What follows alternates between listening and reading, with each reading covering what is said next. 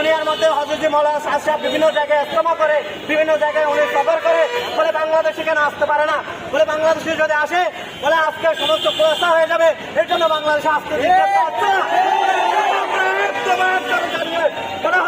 বাংলাদেশে আসার জন্য আমরা জোর দৌড় মেহনত করবো। 80% বদিরদের বাংলাদেশের যত 80% বদিররা একমাত্র হযরত মাওলানা সাদ সাহেব দামাত বরকাতুহকে প্রাণ দিয়ে ভালোবাসে।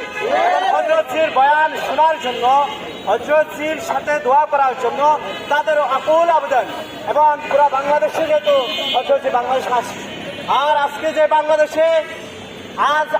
বাংলাদেশে যে দূর দাবি জানাচ্ছে হযরতজি বাংলাদেশে আসতে পারবে না বা এই বাধা দেওয়ার করি বলে, হযরতজি বাংলাদেশে যদি আসে তাহলে সব সমস্যার সমাধান হয়ে যাবে।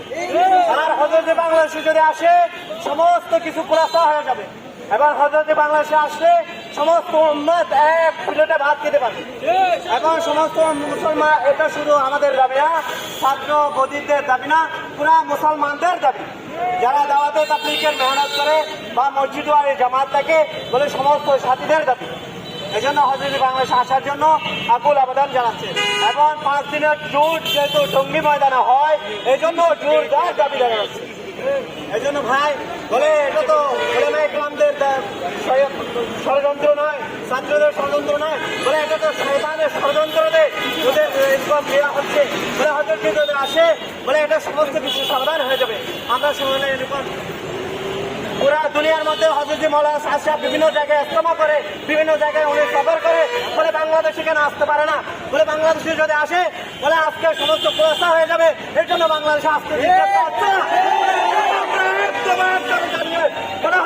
বাংলাদেশে আসার জন্য আমরা জোর দৌড় মেহনত করবো।